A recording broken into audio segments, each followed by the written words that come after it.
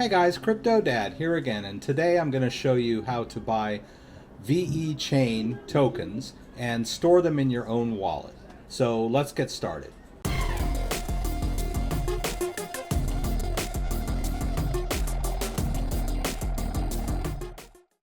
Alright, so I've been through a total revamp of my system and upgraded everything, and I'm ready to start diving in and making videos again. So it's a little bit noisy today. The kids are here, but I had an uncontrollable urge to buy a little VeChain. We talked about it on the live stream last week. And so I'm going to just dive in, and there's a couple of things that I'm going to need to do to get set up, which you may or may not need to do, but I'll just walk you through the whole process. All right, so we're going to buy VeChain. Or VeChain, I guess some people might want to call it. I think they've rebranded themselves as VeChain Thor now. There's a VeChain Thor wallet that's available. And then this is their website. Tells all about what it is, what it does. And it used to be an ERC20 token. It is no longer an ERC20 token.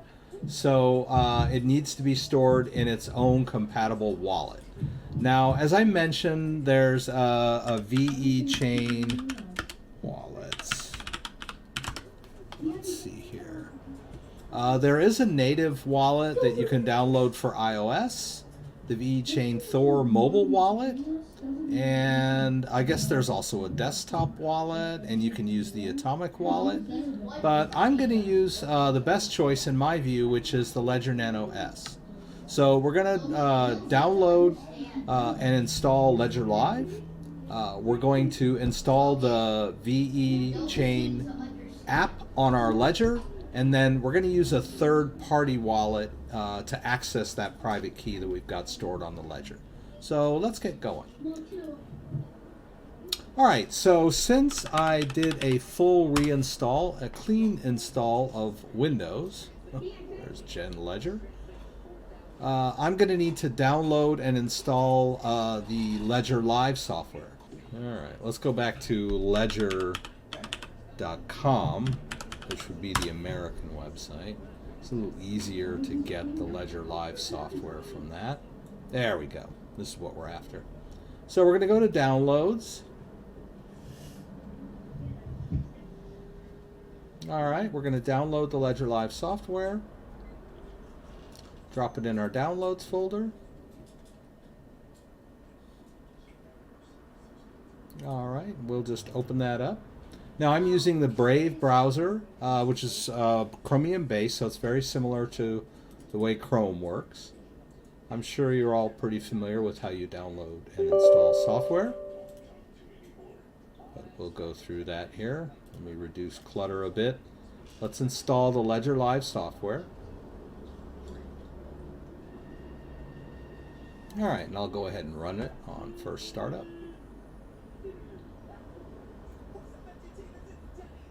All right, so on first install, I'm going to go ahead and set up an account. Now, I do have a Ledger that's already initialized, so I'm going to choose use an initialized device. All right, and it is a Ledger Nano S. The Ledger Nano X has been delayed, unfortunately. I pre-ordered it back in January, but here it is March, and they just announced that there's going to be a delay. So, c'est la vie. Let's continue on with our Ledger Nano S. Yes, I did that. Yes, I did that. And let's check the device. So I have the device connected to my computer. So I need to enter my PIN. All right, and then when we enter the PIN, we need to get to the home screen. And then it's going to ask me if I want to allow the Ledger on my device, which I will confirm by pressing the button above the check mark. It passed the genuine check. Let's hit continue. I'm going to set up a password. All right. You can decide what you want to do with these. I don't usually like to share information. We'll hit continue, and then we're ready. All right. All right, we should all be aware of how cryptocurrency works before we start moving it around. Now you'll notice here that I have no accounts at all on here, right? There are 0 cryptocurrency accounts set up, even though I do have some apps installed on my device. I'm not going to worry about that right now. We're just going to focus on the VeChain. So I need to go to Manager, right? And I need to install the VeChain app, right? So there it is. You can do a little search there. And I'm going to attempt to install it on my Ledger Nano S. Let's see how that goes. All right, so I didn't have enough room. So I'm going to need to uninstall some apps that are already on here. We can just check here. I've got Stellar, Tron, and Bitcoin on here. So I'm going to take a couple of apps off. I'm going to hit the trash can next to Tron. Now this does not delete your wallets in any way or form. This is simply removing the app. All right, your wallets are perfectly safe. Just going to get rid of that install icon there. And then I can just right click down here and pin that to the taskbar. I'll just go ahead and remove the Stellar app as well. All right. And then let's go back and see if we can get the VeChain on here now. Okay, so we have the VeChain on here. Now there's no way to add a VeChain account. You'll notice it's not native to the Ledger Live interface, right? So we're going to need a third-party type wallet that can access the information on the ledger for storing the VeChain. All right. All right, now, if we want to buy some cryptocurrency, we need to start somewhere. In today's case, I started with the Cash app. So let me share my phone with you and just give you an overview of that. All right, so I started in the Cash app. You can use the Cash app to buy Bitcoin. So basically what you'll need to do, the first thing you'll want to do is add some cash so that you have a balance in your wallet. And then you can go over to the Bitcoin and choose buy, right? And then if you have any money on the card, you can buy the amount of money that's up on the card up to $10,000 per week, per day, whatever it is. All right. And as you can see, I have a transaction history. I purchased $50. I added $50 to the card. All right, you can see that here. And then I purchased $50 worth of Bitcoin, and then I transferred it to a cryptocurrency exchange account. In my case, I chose Binance. I'm going to stop mirroring there. I chose Binance because they support VeChain. Coinbase and Bittrex do not. So I chose the one. Let me see. Let's refresh here and see if it's fully confirmed. Yes. So the Bitcoin transfer has been fully confirmed on Binance, right? So now I just now that I have Bitcoin in my Binance account, I can go over here to balances, and you can see here that I have some BTC, 0.124, about $50 worth of Bitcoin. Now I'm going to use that to buy my VeChain. So all we do is put in VE. Let's go over here. There's a little bit in there. I think I had some in at some point. I'm going to trade, right? And I'm going to trade with BTC pair, right?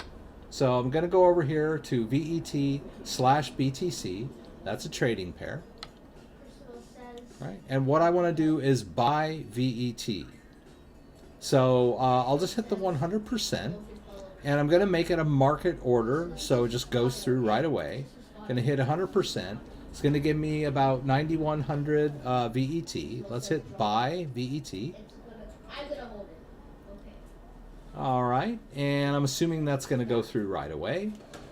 We can go back over here to funds, and you can see I've got the 9,000 VET in my VeChain wallet. All right, so now that I have bought it and it's on an exchange, we want to put it in our own wallet. All right, so I have a Ledger article here on how Ledger supports VeChain. And I can leave a link to that in the description so you guys can follow it as well and go through the steps here. All right, so we've already initialized the Ledger. We've already had the latest firmware installed.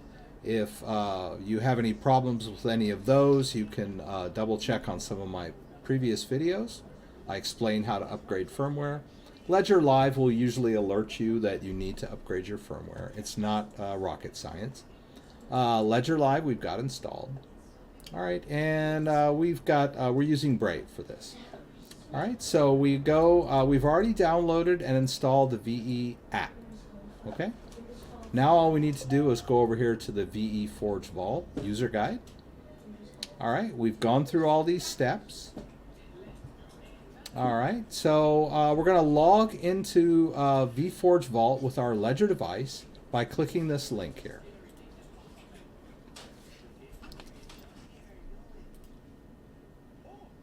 All right, and so we've got our Ledger installed, ready to go here, and we've got the VeChain app selected. We'll hit both buttons, and you'll see that the website recognizes that I have this connected and the app launched, and so I'll just hit Launch Wallet. Right? It's going to generate an empty wallet for me. All right, very simple. Right? So now I just want to do Receive. All right, and I'll use this one right here, and that's the address, right? I'm just going to go ahead and select that address, hit copy, right? And then we'll go over here to Binance. All right, and then we'll just go to VeChain and choose withdrawal and paste in that address. All right, and there's the available balance. I'm just going to click on that to fill it. And then I'm gonna have to pay $100 to get it out, but I'm ready to deal with that. I'm gonna hit submit. All right, and then we're gonna put in our Google Authenticator code. All right, and then Binance is gonna send an email. All right, so here's the email that was sent to me by Binance. I'm just gonna click confirm withdrawal there. And now I can go to the deposit and withdrawal history page. It'll show me that it's processing that 9,000 VET. All right, and then we can just go over here to our wallet and just wait for that VET balance to come in. Okay, and there we go. The VeChain came in. You can see there I've got a transaction there, and then we can go over here to the VeChain and see that I have 9,000, right? We can go to balances too, and you can see there were several address types. I'm not that savvy on everything. I might even be able to move this into this if I had a mind to, but I'm not going to. I'll just leave it the way it is. This is kind of interesting. Yeah, so it's an interesting wallet.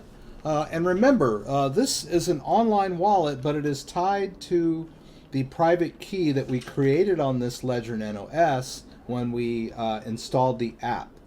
And then if we ever try to move anything out of this wallet, it's going to ask us to confirm on the device. And when everything's unplugged and the Ledger Nano S is in my desk drawer, that cryptocurrency is safe. There's it's a very strong, safe storage solution for your cryptocurrency. All right, so I think that's it. I hope you were able to follow this. If there are any questions, please let me know and leave them down in the comments, and I'll do my best to get back to you.